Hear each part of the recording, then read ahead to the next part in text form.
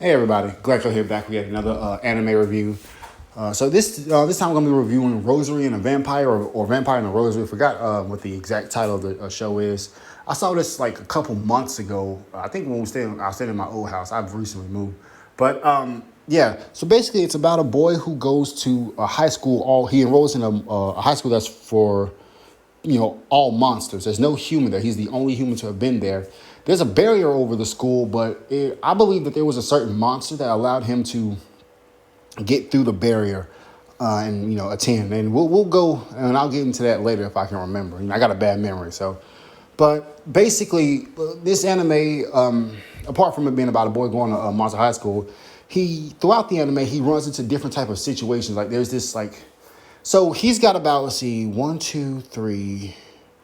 He's got about four girls who fawn on him. Like he's got like a little harem going on, right?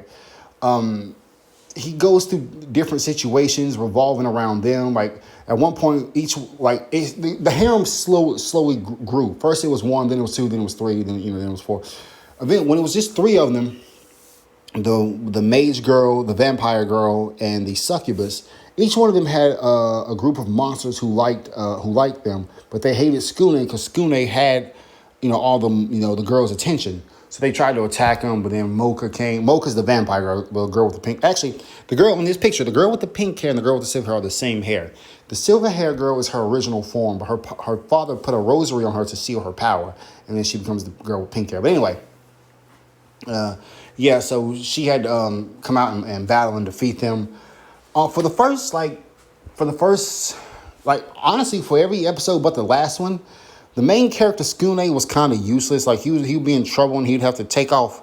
Like when it was time for the big final fight, he would like take off the rosary because the girl with the pink hair, Mocha, who has the vampire rosary, she cannot remove her rosary by any means. Only it is appeared that only Skune could. So he often takes off her rosary, unleashes her power. She defeats whatever villain they're currently like facing. Throughout his time at this school, Skune came into a couple of interesting situations. One of which was when the president of his newspaper club, who was a werewolf and is also a pervert, he framed Skune for being the school pervert, and everyone turned on him. But then Skune proved his innocence. There was a time when Skune was found out to have been a human, and the president and the disciplinary committee president tried to kill him. The disciplinary, I believe he was a demon, a fire demon. But and then in this battle, Skune actually gets powers, but he doesn't know it yet. He gets a blood transfusion from Mocha because he was so injured, and he can now he's like a hybrid of some sort, I believe. He doesn't use his power again until the final fight when he fights Mocha's father, who is one of 3 triple S rank monsters, I guess.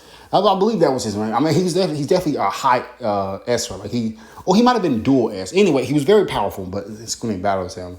But yeah, so Skune does eventually gets powers. He's got a harem. He's got a harem thing going on. There's the snow woman who likes him, the vampire girl, the succubus, and the witch.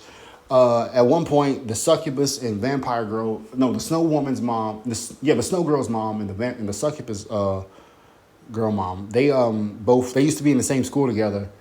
When they went to that academy, they began to fight one another because both of them wanted their daughter to marry Skune. It's a very crazy thing. So you got your harem going on. This is a very, very perverted show. It is.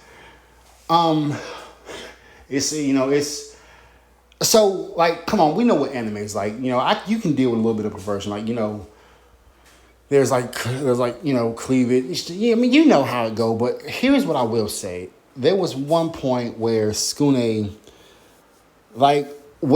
okay, teenage girls, fine. But when you got girls who really look like they're little children and the perverted thing is kind of happening, not happening, like it's like nothing sexual happens, but when I don't think that characters who look like children shouldn't be in this. That's all I'll say. So I definitely got a dock points from the anime for that. I haven't read the manga, of course, and I don't think I'm going to. I got way too many manga I'm finna try to start reading. But nonetheless, I kind of gave some of the perviness stuff a pass because, I mean, what you expect?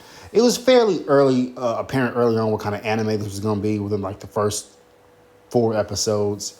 But like I said, I didn't think that like they would, when you had like characters who looked like little girls, that's when it was like, ugh. But overall, it's all right. It's not the greatest anime. It was definitely it's not the best anime, but it's not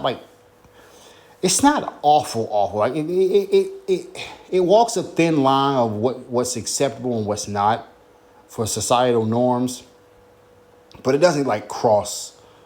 It doesn't go too far off the edge. And though I must admit, some of the combat scenes are a little repetitive, but that's just because Skune didn't have power. But when Skune got his powers, and in the final fight when he fights Mocha's dad, that was a very, very good fight. So this anime overall can get a C. There were some things that definitely should have been toned down when it came to all the perviness and when it, it's a lot. It's a lot. It's a lot. It's Rosary and a Vampire, or a Vampire plus a Rosary.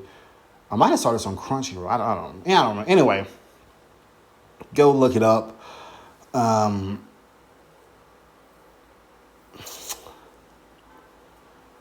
Just be warned. A lot of perviness and it's a lot of I think the perviness is what's really gonna put people off. But and I must admit, the main character Skune. Well, I'm planning to make a video down the line about men in anime or boys in anime, just because I feel like most guys in his situation wouldn't be as.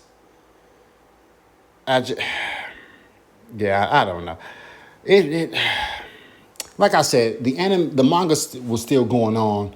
The anime, I guess, the anime just didn't get another season, renewal. So I don't know. It's just I'm kind of getting tired of all these harem animes where we spend so much time on the harem, but the main character never really picks someone by the end of the anime. But like I said, the manga continued far after the anime, so it's all just too possible that we never got to that place. But I'm not gonna ramble on too much longer. Overall, it gets okay, not the best. I don't think I'll ever watch this show again.